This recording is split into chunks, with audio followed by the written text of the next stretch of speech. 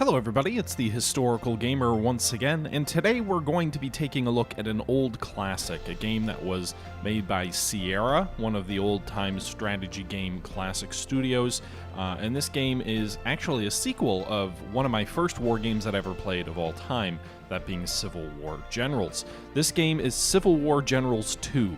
This is this is definitely the better known game in the series. It's unfortunately the last game in the series. I think there was talks in 2000 to do a Civil War Generals 3, but it was canceled. It never came to fruition.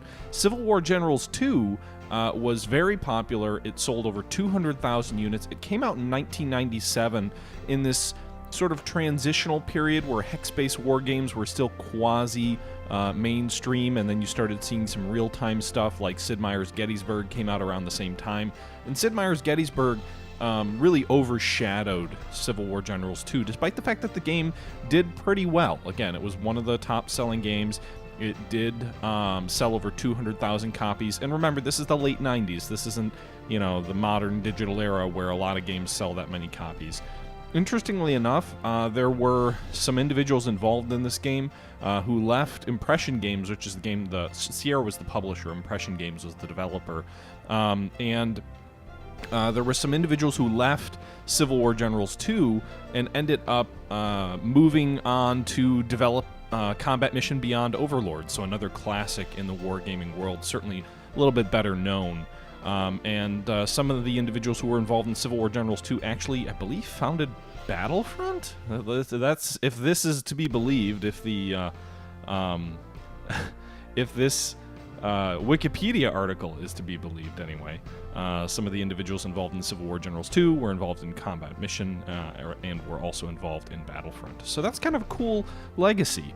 This is a game that often people talk about recreating or remaking and saying that this would be a great game to remake, but it is a game that to this day I do feel has some pretty substantial influences in different games. If we get into the campaign, you will see there's definitely some influences in the way that the campaign game is managed in this, as well as comparing it against Ultimate General Civil War, the new game by Game Labs. They have a similar army management mechanic. You don't really get to build your units, but sort of that large list of weapons that you can overhaul your forces with. The idea of using captured weapons or whatever and carryover battles. There's a lot of concepts that are in here that I think if they weren't intentionally carried over to Ultimate General, they're certainly reflected in that. And also sort of the way that the campaign works, where you have a larger number of battles that you play linearly, but that your results prior to it only have a marginal influence on the following battles. It's a pretty scripted campaign, although there's different variants of historical battles that come out of the results. With that being said, that's enough of me chit-chatting. Why don't we go ahead and jump in here. I think what we're going to do is we're going to start a new campaign, so we're going to do that. You can see here there are multiple different campaigns to choose from in this game. Quite a few, actually. This game has over 40 historical battles, which means it allows you to play subsets of those campaigns. So, for example, the Atlanta campaign is included in here. And in that campaign, you fight various battles of the historical Atlanta campaign. You can fight Dalton, Resca, Altoona Pass, New Hope Church, Kennesaw Mountain, Peachtree Church, or Creek, Hardy's Attack, Chatham's Attack, Isira Church, and Jonesboro. So you can see that's a pretty substantial campaign to play through, and in between battles you get the opportunity to improve the weapons that your troops are carrying, and you also have things like generals and officers or whatnot who are killed, and those officers don't carry over. Again, that in these shorter campaigns, the influence of your weapon purchasing decisions is very clear. You can see a unit goes from one weapon to another.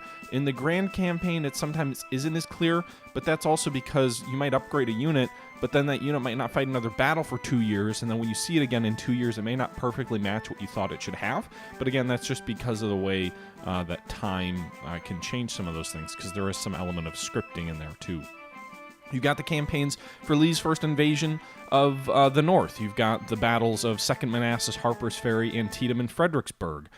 You've got the battles of Lee's second invasion of the North, which includes, I think, Chancellorsville, 2nd Fredericksburg, and Gettysburg, or something to that effect.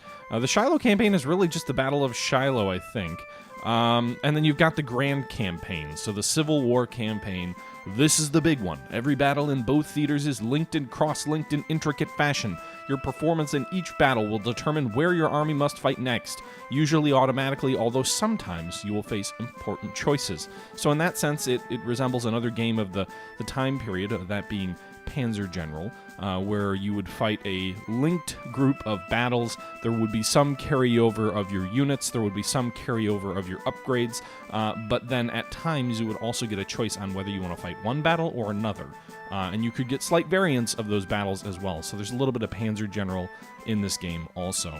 With that being said, we are going to start the grand campaign of the Civil War, and we're going to fight as the Confederacy, mainly because I find that if I crush the Confederates time after time after time in this game, it sometimes takes away from it where it's like, oh, well, you just completely wiped out the Union Army at Fredericksburg, but it's all back again by Gettysburg. And I think if you do that as the Union, if you crush the Confederates at 2nd Manassas and all of a sudden you're in Antietam, from a storytelling mechanic, that doesn't make a lot of sense. It makes a little bit more sense for the Confederacy, where the Union would have a better chance of rebuilding their forces. So we're going to go with the Confederacy for that reason. We'll go ahead and jump in and hit start, and you can see each battle gives you a little bit of a write-up. So this is a write-up about the whole campaign. So this is, telling you the full war campaign will almost never play the same way twice. Although due to Civil War Generals 2 attention to historical detail, victory is somewhat weighted toward the real-life winners. Play as the Union and try to avoid the North's early embarrassments in the Eastern Theater. Play as the South and attempt to do well in the West, as the Confederacy did in the early, it did as well in the West as the Confederacy did in the early East. Whether you choose to fight for the federalism and the integrity of a great nation, or establish your own homeland and defend your way of life, slavery, you face a long and tortuous path to victory. Okay, so Robert E. Lee, Ulysses S. Grant. I mean, obviously those aren't the commanders at the start. But we can go ahead and hit start, and we immediately jump into a battle, which we don't really get a write-up for, so I'm actually going to jump into the menu here, so you can, or actually into the command tent here, so you can get the battles write-up. It's somewhere here. Yeah. Okay, so we're fighting the historical Battle of Blackburn Ford. This is, in some ways, a little bit like a tutorial. You can see the Union forces are approaching the Blackburn Ford, hoping to mount an attack on the rebel weak right flank. Union troops should only attempt to cross the ford under cover of friendly artillery fire. This should be done by shelling the rebel fortifications and artillery from the natural artillery platform on the northern side of the river until they begin to withdraw, setting the stage for an infantry assault. The rebel forces should let the Federals come to them. Hopefully this will cause the Union to feel overconfident and causing them to get bottled up along the fords. At this time, the rebels should mass artillery and rifle fire on individual units, causing the attack to quickly change into a rout. So it gives you a little bit of an overview of the actual setup of the battle, and then it gives you the historical write-up. So you can see Blackburn Ford is a historical, more like a skirmish. It's a Union reconnaissance and force that came toward Bull Run Creek the day before the Battle of Bull Run. I think it was the day before, right? Bull Run was July 19th. And this was basically the lead division in the Union Army feeling out the Confederate forces along the creek. It was a minor engagement, about 78 casualties on the Confederates, 68 casualties on the Union, but the South was able to hold its position. The Union ended up following up with Bull Run, and that battle was a major battle. Now, Blackburn Ford would become to be seen as a major battle at the time it was fought, because if you remember, these, the forces, the armies involved, were used to fighting battles like in the War of 1812 or the Revolutionary War, where 150 casualties might seem like not a huge amount, but not a super insignificant amount. But even just the following day, that casualty figure would be dwarfed dramatically by the 3,000 plus casualties at Bull Run. All right, so before we jump back in, let me check back in with the chat and see how you guys are doing over there. Actually, real quick before we do that, this is the menu screen or the command tent screen. Here you can go ahead and you can take a look at your unit's weapons, so you can kind of see this a little bit of similarity and overlap, obviously, between the weapons that historically were used and what you see in games like Ultimate General, Civil War. You can't upgrade weapons during a battle, but you can get a sense of what that would cost. You see down here the price is the price for the upgrade. So this unit's armed with 69 caliber farmers muskets. If we wanted to rearm them with 54 caliber Lorenz rifled muskets, it would cost us $124,000. Right now we don't have $124,000. It would also cost us $14,883 to fully supply this unit of about 5,000 men. As a battle is fought, we can capture enemy supplies or enemy weapons, which gives us money to purchase on new weapons. So you don't directly capture the enemy weaponry. The value of the weaponry you capture translates into what you can purchase. And then the weapons that you can purchase are also somewhat limited. So you can see all these different weapons have a certain number that are available of them, and that reflects sort of the historical realities of, the Confederacy, for example, isn't going to have an unlimited number of Enfield rifled muskets early in the war until more blockade runners make it through, et cetera, et cetera. So some of that is based off historical limitations for what you can actually arm your troops with. You don't do a whole lot on the weapon screen in battles. I sometimes don't know why it's there unless it's really just trying to help you understand where you're at so far in terms of the success of capturing enemy weapons. The real key one is it's the casualty report over here. So you get a breakdown of total men killed, wounded, leaders killed, wounded, men deserted, surrendered, supply value captured, weapons cost captured, value of victory hexes, and total victory points. It gives you a turn that your battle is currently at. It gives you an ending time of the battle. There are overnight battles. This is not one of them. And then you also have a reinforcement report that will show you what units are arriving at what time. And we can kind of click through here and we can see nothing is arriving until 11:30. At 11:30, we get 4 regiments of troops, the 7th South Carolina, 17th Mississippi, 18th Mississippi, and 3rd South Carolina regiments all arrive at 11:30. We get a few more troops at noon, 12:30, and then again at 13:30, so 1:30. And that's all we're going to get for the battle. The other thing to keep in mind is the units that are coming onto the map in this battle are regiments. So the battles can take place in one of 2 ways in Ultimate General Civil War. You can fight a regimental battle, which is what we have right here, or you can fight a brigade battle. And what that means is each one of these units here that you see on the map either represents a regiment or it represents a brigade. In large battles like Gettysburg, it does not throw every regiment on the map. It only throws brigades on the map. But all of these units are sort of coalesced into a single brigade. So if we were to fight a large battle, these 3 units would all be combined into one of these, which you'd be able to fight as moving across the map. So it's a little bit of a convoluted system, but it also kind of is interesting and makes a little bit of sense. So convoluted, but logical, if that makes sense. You can see here, this is the map. I don't know if I can zoom out. I don't think I can. But this is the map. You can scroll around. You can see this yellow flag represents a victory hex that no one has taken yet. This Confederate flag represents a victory hex that is taken, or that is controlled by the Confederacy. And you've got different pieces of terrain. You've got wooded terrain. You've got open terrain. You've got hills. You've got elevation. You've got all these different things, but it is on a hex-based map. One of the other things that I think this game does really well that is actually pretty unique for a lot of war games is this flag is here because it was historically an important part on the battle, but the game does get away from this magical hill syndrome that a lot of war games suffer from, where you're fighting over a place and you don't know why, and it's just because the game says fight there. In this game, if an enemy unit attacks you several times, or if you attack an enemy unit several times, you can create new victory points. So if there's a big battle being fought over this hex, you'll see a flag appear there, and whoever holds that spot will get victory points for it. And the reason for that is it's basically saying, well, this might not be on the map a strategically important spot. The fact that it's been fought over so often makes it important from a morale perspective and from a victory perspective.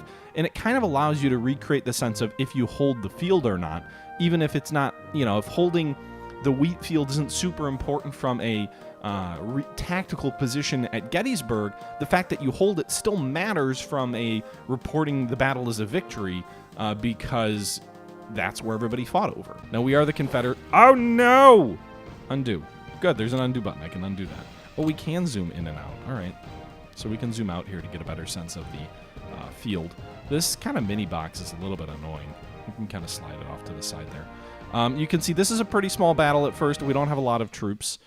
We have Moore's 1st Virginia on the field. We've got the 17th Virginia, and then we've got the 11th Virginia.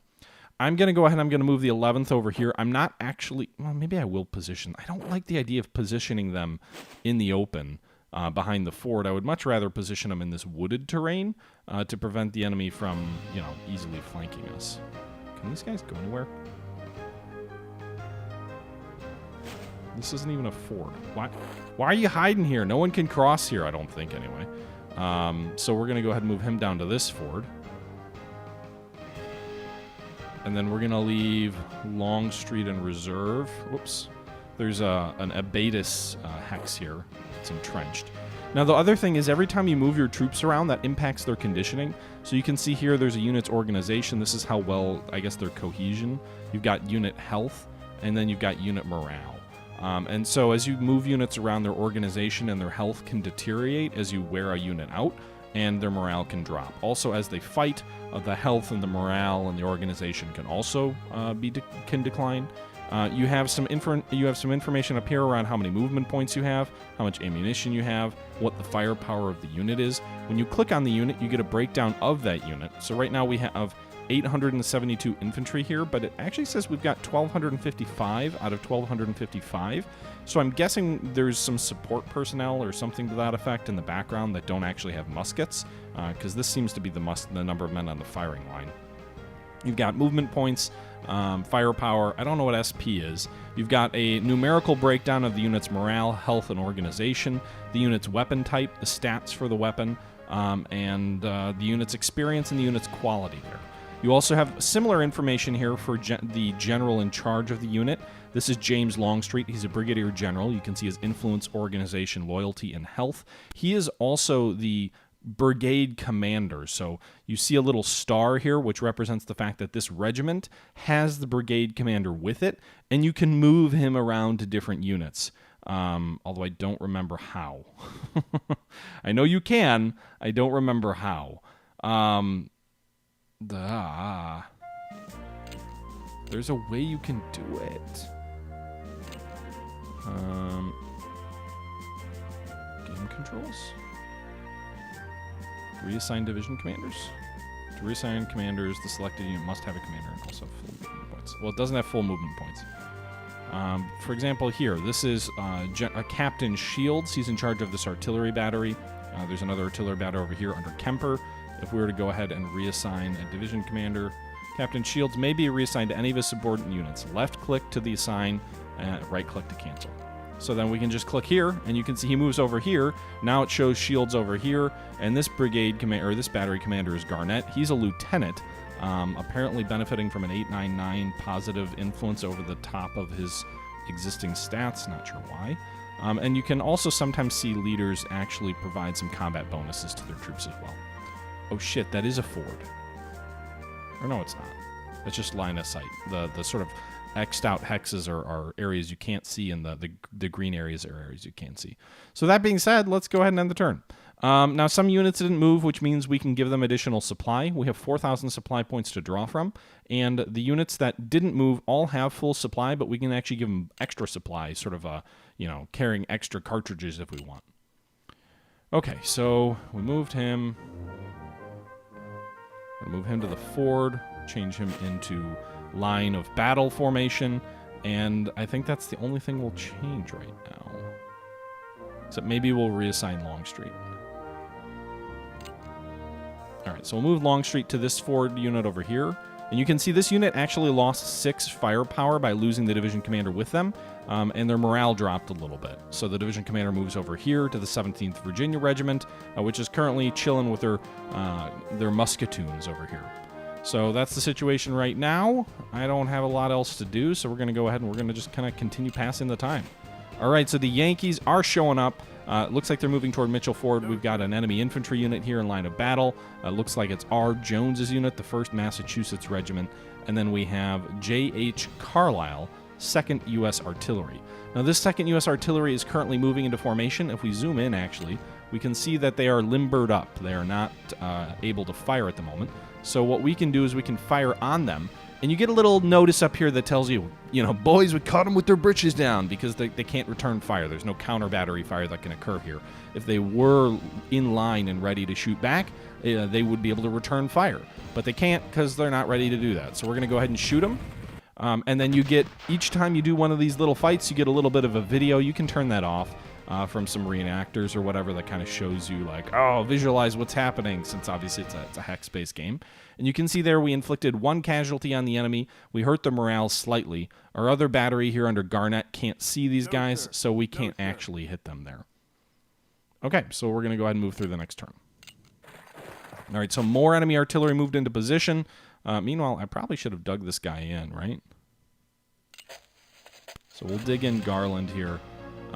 You can see here it got a few more troops in line because we rested him. He's actually got decent weapons.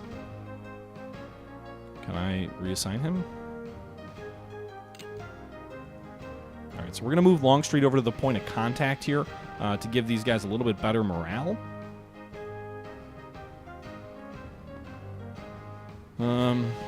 So hopefully he'll help with the defense of Mitchell Ford. I don't want to attack the Americans who are going to be attacking us. Their firepower is vastly inferior to our own. It looks like they have 1822 smoothbore muskets. They're slightly, I mean, obviously they got more units than that. I think the Iron Brigade actually fights here too. Or maybe not the Iron Brigade, but Sherman fights here. He's got a brigade. All right, so we've got some artillery that's ready to roll. These guns can't see. These guys can't do anything from back here. We're going to definitely move this battery. All right, so we move that battery. They may get shot because they're moving, but we're going to go ahead and we're going to fire on this enemy artillery here. The question is, which one do we want to do?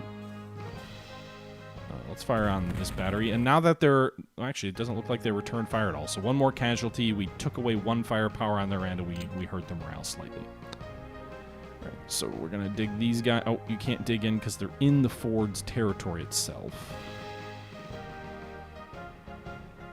So I think we'll move across the river, and then we'll dig them in there on the other side of the ford. Meanwhile, this unit here, the 5th North Carolina, is going to march over in the direction of the Mitchell Ford to provide support, because it looks like the federal main effort is going to come at the Mitchell Ford. All right, so you can see the Union is now launching some artillery strikes on our defenders here to hit them and reduce their effectiveness there. You can see they did a few more. They were able to do a little bit more damage. We're bringing over the 5th North Carolina. Switch them over into battle line, and now we have 2 units stacked up here. Artillery and infantry can stack on top of each other, by the way. So they're actually not returning fire, interestingly enough. Alright, so we can't attack both those at the same time. I kind of want to move across the river and try and go after these guys. We'll see if that's a good idea or not. There's also Abatis here, so this is a better defensive position. There's no fortifications here behind this ford. You can also do things like charges, which is a good idea for breaking an enemy unit, but maybe not the best idea if they're still in good shape.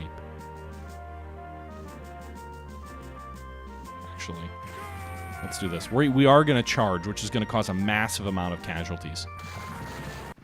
All right, so the line did not break. You get the video of fixing bayonets and charging. We lost 73 casualties in that attack. And remember, in this historical battle, there was, I think, 75 and 68 total casualties. We lost 22 firepower. They lost 93 men, though. You can see their morale is pretty shot after that attack. The reason I did that is then I can just swap McRae in and move a new brigade forward here, and maybe we can drive Israel Richardson's troops back. Israel Richardson, also the commander of the enemy unit, or the enemy division or brigade or whatever. A very good commander historically. He was killed at, was it Antietam? All right, more artillery fire here against our troops. Range does impact the effectiveness of artillery as well as the type of battery. So we have some reinforcements coming up. We're going to launch another charge. We need to spend army morale points to actually successfully charge, so let's not do that. Actually, let's reassign Longstreet to this unit. Go ahead and pull these, attack these guys without a charge. So no charge here. 22 defenders lost versus 12 attackers. All right, we'll just kind of hold them in place. We're really wearing down the 1st Massachusetts. Meanwhile, this artillery unit here has no support, so I'm going to have Corps' brigade charge it and hopefully do some damage. About even casualties in the artillery and the defenders. We must have eaten some canister. We gained some morale, though, by the attack. You can see the enemy's morale is very low. So we're going to go ahead, and I should have bombarded them first. But I did go ahead and bombard them now, and you can see they're pulling out of their position. So they've been driven back. We're going to bombard them again now that they're limbered up here. And now they're going to move again. So they didn't break, they didn't rout, but they're pretty close to routing. All right, so new troops coming up. Move this new brigade here toward the ford. There's no double timing or anything like that in this game as far as I can tell. But we're going to move these units to different locations here. 2 brigades to support the Mitchell Ford, 2 brigades or 2 regiments to move toward the Blackburn Ford. All right, so we'll go ahead and end that turn. You can see the enemy artillery shifted their fire toward our infantry, which drove back their artillery. At least one of their batteries has. And we've got 2 more brigades coming up. We're going to go ahead and have Garland pull back. He's not going to attack. We're going to have Longstreet move forward here against Richardson's 1st Massachusetts and charge them, and they've given up their ground. So we drove them back, which gives us a huge advantage in terms of casualties. When an enemy breaks to your charge, they lose a lot. So we gained 156 supply from them, 223 morale and victory points. We lost 3 casualties. They lost over 80. So we'll move these troops forward here, switch them into line of battle, and we'll continue the pressing of the enemy. Meanwhile, I'm going to go ahead and attack Carlisle's battery here on top of the hill. Well, with what I can. The other guys who can't, we'll just attack him there. I swear there used to be counter battery fire. I don't think I'm making that up. Okay. I don't know if we want to charge the enemy artillery. I guess we'll do it. We didn't break their line, though, so canister fire. Although the defender definitely was worse for the wear. You can see they're almost breaking and running as well. So we're battering their artillery. This one is under H.J. Hunt, who historically became a very influential artillery commander later in the war. All right, so we're going to go ahead and rest and supply more artillery fire. This at very close range. You can see that brigade of infantry or regiment of infantry that we drove back is falling back. And so what we're going to actually do here is we're going to attack. Defensive volley was too much. The attackers withdrew and the defenders were barely bloodied at all. So you get different events like that. Yikes. That was a bad start to the fight. All right, these guys are just going to rest, try and get their numbers back up, their experience back up. We're going to charge Hunt's battery again. They've given up their ground, withdrawn. And then we're going to go ahead and pound them now that they're limbered up. And we routed them. There you go. You can see a broken artillery wheel there. And they routed and ran off past our line of sight. So that's good. Okay. So we're going to go ahead and move our new infantry units forward. The Union gets some infantry reinforcements, so I'm assuming they're going to show up sooner or later as we move further forward here into the game. We've got 3 more regiments arriving, including J.B. Kershaw, and a brigade under M.L. Bonda. I'm not familiar with that individual. No, sir. At ease, man. All right, so let's go ahead and end this turn. They're still focusing the bulk of their effort against Longstreet. Why did they retreat there? That's interesting. All right, so we're moving this brigade across the ford. Go ahead and pound this artillery first before we attack. We'll go ahead and have Longstreet's very in good shape brigade charge the enemy artillery, which drives them back. I probably use the charge function way more than I should.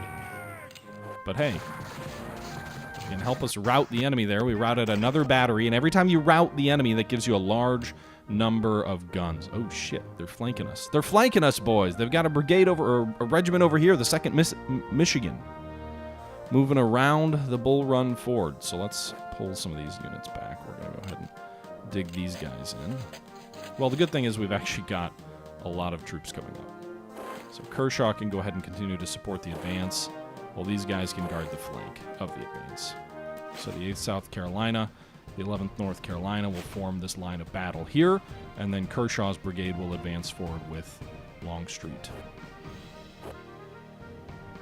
Meanwhile, these guys are going to charge this enemy battery, because I think it will rout if we charge it. It's already in really bad shape. Yep, we routed that battery too. Obviously, you get the most supply and morale when you capture enemy troops, which you can do as well. Alright, so the Federals moved in on our flank here. The 3rd Michigan attacked J.H. Williams' 3rd South Carolina Regiment, inflicting a fair number of casualties on them. More troops are coming up. No, sir. All right, we're going to attack these routed troops who have no ammo because they've routed and abandoned their weapons, and they're going to continue retreating. At some point, like, you can actually batter them enough where they just give up.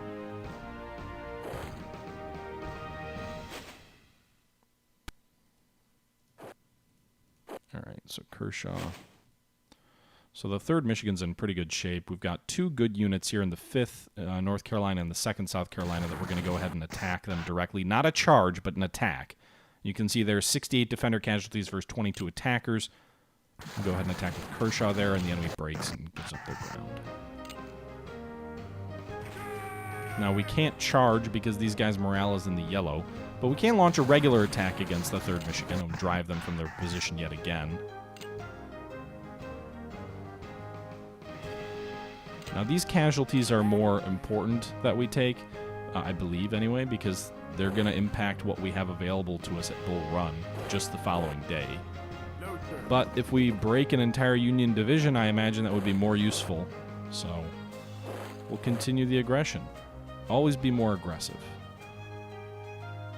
None of these guys can shoot at anything. All right, so let's go ahead and get this artillery mounted up, or limbered up.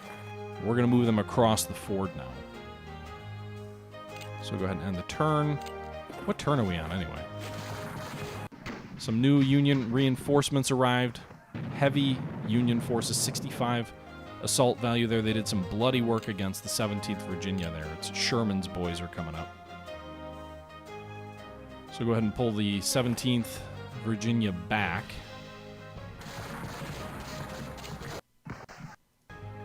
We want to do as much damage to these guys as we can. Maybe break them and rout them. Yep. Okay, so we routed those infantry. So they're running for their lives. Run for your lives! And I'm going to use... So we've got 9,000 army morale. These guys are not in good enough shape to charge, but they will if you use your silver tongue. So there's kind of a finite resource there. We're going to go ahead and do that because we know the enemy's likely to break because their morale's already low. And so we used our morale, we got 200 of it back, and we routed the enemy brigade, who is now running. They're running! All right, so we're going to move Longstreet over here, because he's the only one who can really take Sherman on from a firepower perspective, and he's even got a better brigade under Cochrane. So we'll go ahead and dig these guys in. Going to send the 7th South Carolina across.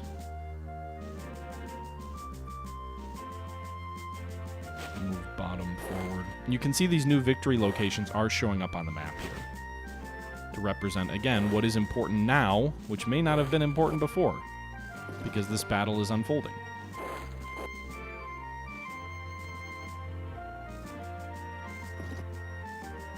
Also, moving through Abatis for artillery is challenging.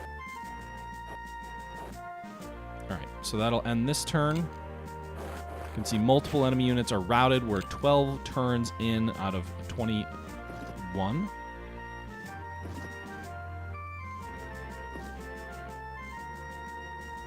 Jubal Early's regiment is coming up here on the flank of the advancing Yankees.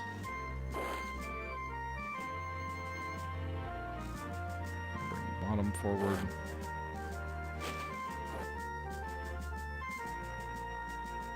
We're going to dig Longstreet in. Only a trickle of supply can get through, sir. Not enough to make a difference, but the men have rested.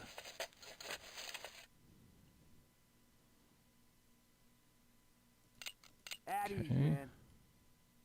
These guys definitely need supply. You can see their man. ammo counter was down to 1. Addies, man. All right, let's dig in.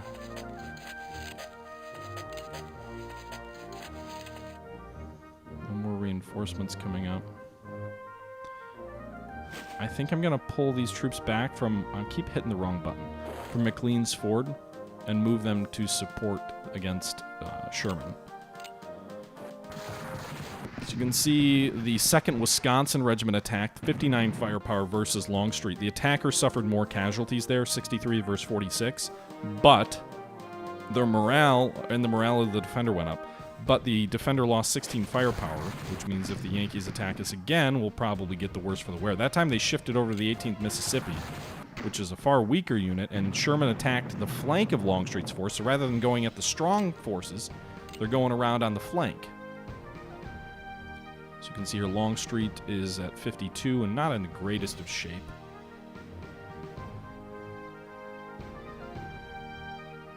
So we're going to pull the 18th Mississippi back, and we're going to move the 11th North Carolina forward.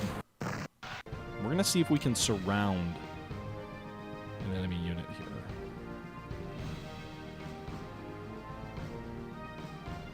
We're going to have Longstreet attack the 2nd Wisconsin. So the 2nd Wisconsin has now been attacked 3 times. They're pretty beat up. Then we're going to go ahead and we're going to charge. And because we've attacked from the other direction twice, now they're going to be attacking from the side that hasn't been attacked so far. So that represents an attack on the rear or flank. So Kershaw is charging into the rear of the flank of the 2nd Wisconsin and has driven them back with great loss of life.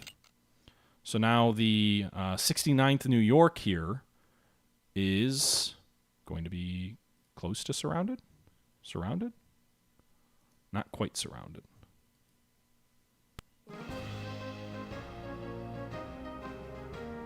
Shit. Well, I can't quite surround them. We can attack them here, and maybe that will make them... We lost more men than them in that attack. But I'm wondering if we can bloody them enough so that they won't be in good enough shape to attack. And then we can move some reserves up here. So I took some pretty heavy casualties on some of those attacks, but the intent was more to fix them, to pin them into their positions.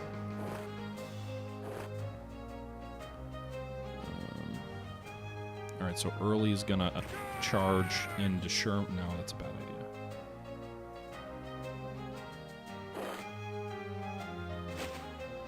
Barksdale's going to move forward here. Early's also going to move forward. We're going to move the 70th... Wow, I hit the wrong button. We're going to move the 70th Virginia... I can't keep... You can rename units, by the way. Okay, so we're going to get this artillery across the way. I should have left them on those heights. They would have been fine, I think. No, sir. All right, so we're bringing our reserves forward. We've almost surrounded Sherman's men as well, which also have 1861 Springfield, so they've got very good weapons with them. We'll go ahead and we'll see what happens here. So the Federals attack. The 69th New York breaks out of that near encirclement. Sherman also attacks forward and drives our troops back.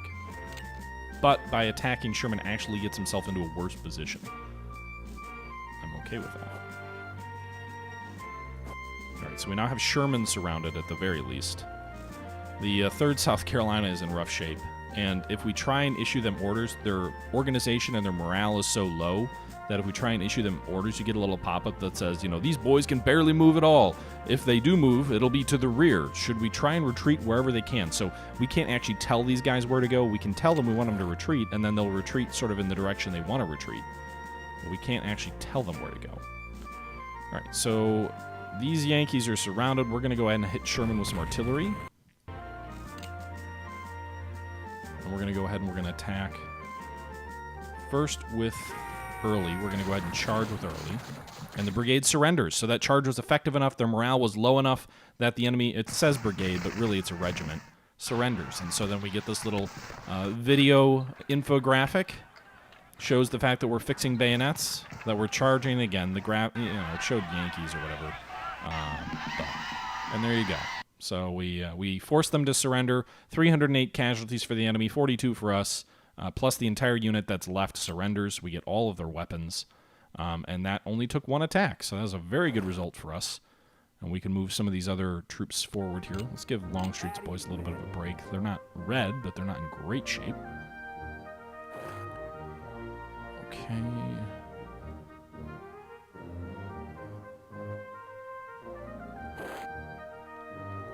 The 11th forward.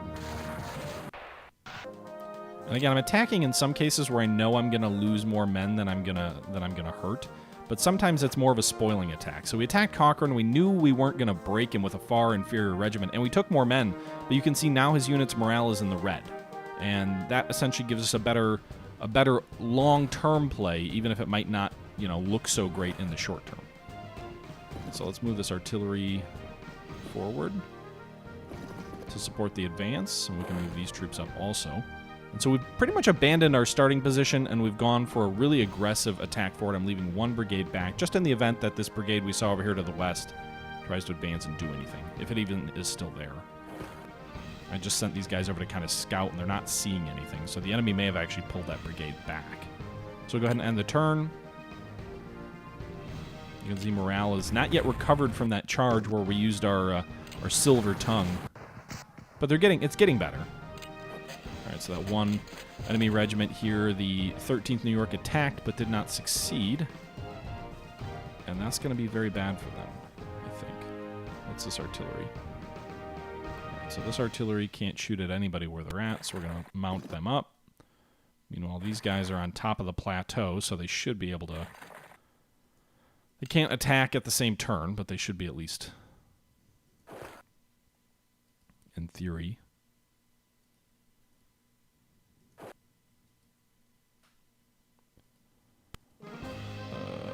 Shit, I can't move there. Alright, so we drove these guys back. I think they're out of supply now.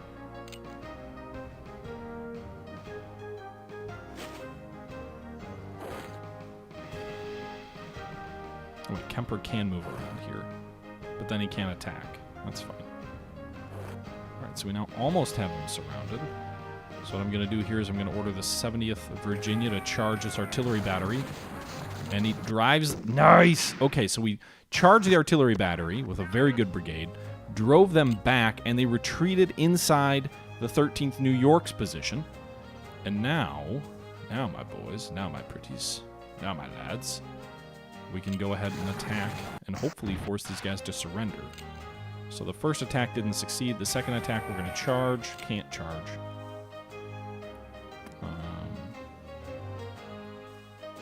So we'll just attack regularly.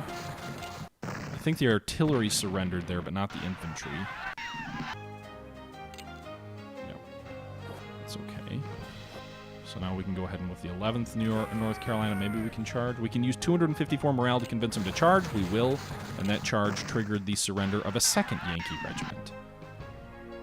So more supply, more destruction visited upon the Yanks. And if we go to the command tent, we can see here we go into the casualty report.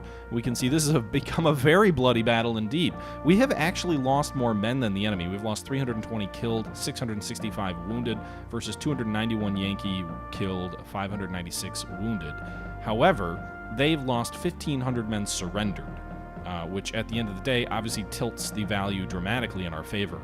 We also have vastly more victory points. We have all the value of the victory hexes. We've captured $71,000 worth of weapons, $7,500 worth of supply.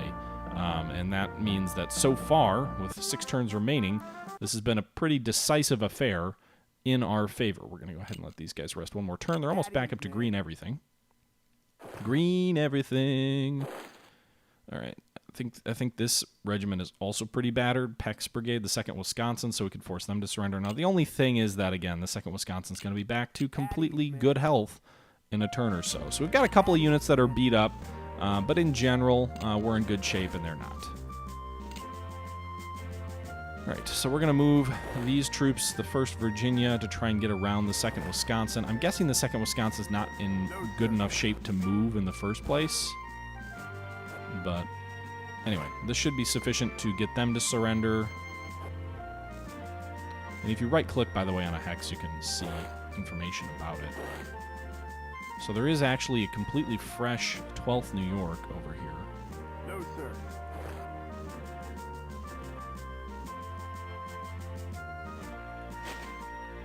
For whatever reason, the AI is just having them stand pat. Which seems odd. Alright, so... attack. I don't want to prompt the 2nd Wisconsin to withdraw, so let's go ahead and end the turn there. 2 regiments on our flank. Great. So the 2nd Michigan is here. We'll fall back. No, sir.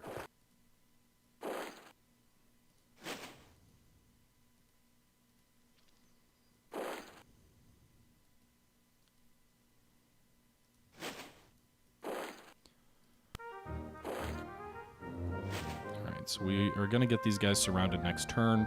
Another big regiment we can force to surrender. It looks like there's another fresh regiment here under Tompkins, the 2nd New York, coming to their aid. Should be too late, though. Yep. So single attack caused the 2nd to throw in the towel there. These green soldiers are not ready to fight a real war. And now we can see if we can outmaneuver these enemy units, which are coming in piecemeal. Send our troops forward in good formation. We'll mount these batteries up. We just have to hope the enemy doesn't swoop in behind us and take the victory points. We could move Longstreet back there to help. I think we will. And then if these guys can get rested up, they might end up being in decent enough shape to contribute, although probably not. Probably don't have enough time. Alright, so that'll end that turn. You can see the Yankees attacked here with the new 2nd New York. And they also attacked on our other flank with the 2nd Michigan. So in each of those cases, they did better than we did.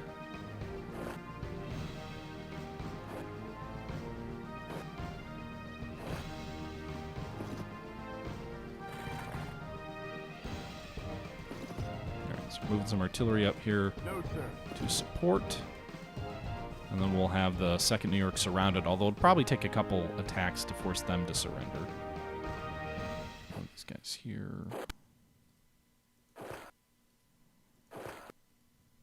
Oh shit, we're still one. We're one shy of being able to actually surround them. No, sir. Nope. These guys can move at least. Alright, Longstreet's coming up. Let's have this guy pull back into the woods, I think. It's lower terrain, but it is wooded. Longstreet's regiment should help even the odds a bit. Alright, we'll see how things play out next turn as we kind of move toward the conclusion of this battle. Alright, another attack by the 2nd New York. Only 2 turns left. They're weakening themselves for us. Alright, so they're surrounded. By the way, if you bombard them with artillery but not infantry when they're surrounded, then they desert.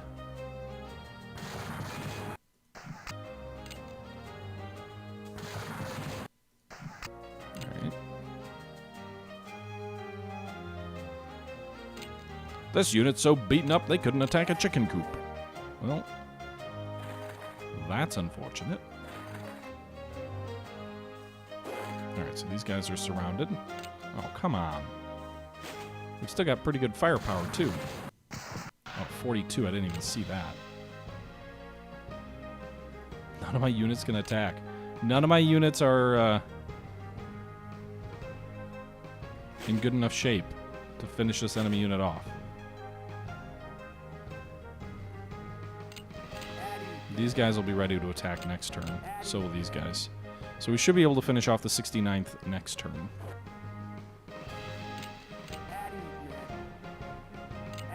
Alright, so we'll go ahead and move forward one more turn, and hopefully we can destroy 2 enemy brigades or regiments next turn. Meanwhile, the enemy is flanking us over here.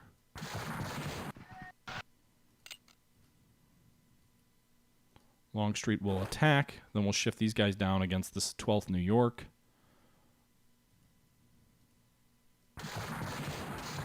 Offensive volley was too much, and they retreated. Damn you.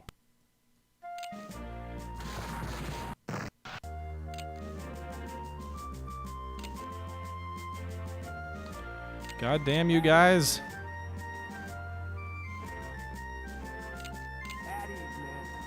It's going to take forever if we can actually beat that unit down. My troops are all basically like, hey, we're pretty much done here. We don't want to fight anymore. We did succeed in reducing that enemy unit. You can see there's a few other enemy units that are, I think, just coming up as reinforcements. Richardson's moved into the 1st Massachusetts. The 2nd Ohio is up here.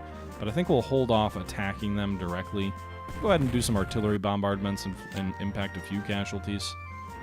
go ahead and move this battery forward. Get them in a place where they can actually attack. All right, so we'll go ahead and end that turn. I think we've only got 1 or 2 turns left. Last turn. All right, can we finish these guys off? Yes, we can. All right, we finally caused this unit to surrender. Meanwhile, I'm guessing these guys are trying to flank or something like that. So we'll go ahead and have Longstreet attack again, even casualties. So we finally drove this unit back. The 2nd Michigan is in better shape, but I don't think they can get to the victory point in time. You can see all these new victory objectives have been added throughout the course of the battle. And I think that's going to do it for this battle. So we'll go ahead and enter the re-equipment phase. We'll go ahead and save this as THG, save, and there you go. There you have it, the Battle of Blackburn Ford. A major victory for the Confederate player. The Confederates lose more men, about 40 more men killed, 90 some odd men more wounded, so about 130 more combat casualties, but the enemy lost 4,100 men surrendered, which is a lot. Unfortunately, all those surrendered units will be back next turn, although the killed and wounded won't be, because the game acts in weird ways. 1,700 victory points, 1,000 from victory hexes, 700 from casualties, 127,000 cost of weapons captured, 12,000 supply captured. And that's a major victory for the Confederate player. Meanwhile, in terms of soldiers, no officers were wounded or killed, which is good news for us. In terms of promotions, the artillerymen got a few promotions. So Shields Battalion, the captain there was promoted to major. Kemper's artillery battery had the lieutenant promoted to captain. Miller's battery was promoted to captain, and Garnett's battery was promoted to captain. So that's all good news. And then after the battle, you move into this phase, the phase where you can actually rearm your soldiers. So you can see here we move through, all of this is done at the brigade level, by the way. So one of the reasons Longstreet's unit had such good firepower is because they have Lorenz rifled muskets, which aren't the best rifled musket, but they're pretty darn good. We could move them up to the Enfield rifled musket, or we could reinforce, we could rearm something that doesn't have as good weapons. So for example, Bonham's brigade here with about 4,500 men, they could use something better. They can afford rifled muskets, which would make them pretty damn good, but maybe it makes more sense to give them smoothbore muskets, save a little bit of money, and then rearm another unit like David Jones's brigade, which has smoothbore muskets, but only has 1,900 men. So maybe you want a combat modifier for a smaller brigade about, these guys. So if we do this, you can see here they'll immediately jump up to 30 firepower by getting the Enfield rifled musket. And other weapons become available as the war goes on. I don't know the difference between the Enfield rifled musket and the Enfield rifle, though. Was there actually historically a difference between the two? Early's brigade also has the Lorenz. We've got artillery here, and these are the only units I can upgrade are the units that actually fought in this battle, but most of them are going to be fighting again at Bull Run. So we've got about 38,000 more points. Let's go ahead and spend that on this unit, give them smoothbores, and then we've got a little bit more. We've got 18,000. I don't think you can bank weapon cost captured, so we're going to go ahead and upgrade these 6-pound howitzers. Let's give them Napoleons, which will give them a much better close-range attack, although not as good long-range attack. Since we'll mainly be on the defensive, that's probably worth it. And that's going to do it for the weapons phase. We'll go ahead and end the purchase phase. And now you've got the Battle of Bull Run. This is the first alternate. So this is actually the Siege of Centerville. So this is one of the battles where the battle is vastly different based on the previous battle. So the defeated Union troops after the Battle of Blackburn Ford, and this makes sense if they lost 4,000 men, have retreated to Centerville. Longstreet is ordered to pursue the fleeing rebels. What?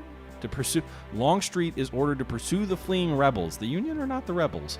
And defeat McDowell at Centerville. The Union forces should try and fight a delaying action along the roads until Centerville's defenses can be reinforced with follow-on brigades. The rebels have a distinct advantage because the Union is not ready for a counterattack. If they can quickly get by the Union delaying action, they should only be facing a small, unprepared force at Centerville. And then you get the historical briefing about the actual battle of Bull Run. But it's interesting because this is one of the rare ones where the entire battle is different because we won so decisively in the first one. So this is alternate number 1. But this battle will be covered in a future video if you want to see it. Let me know what your thoughts are, if this is something you'd like to see more of or not. I have played a bit of this up through the next 3 or 4 battles like 2 years ago on my channel, but decided to revisit it here today. Was feeling like playing this old classic, and so I did, and so I streamed it.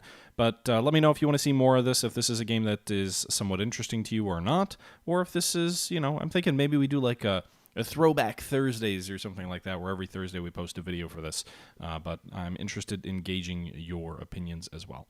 That's enough of that, though. So until next time, this is the Historical Gamer saying thank you once again for watching, and until next time, I'm out.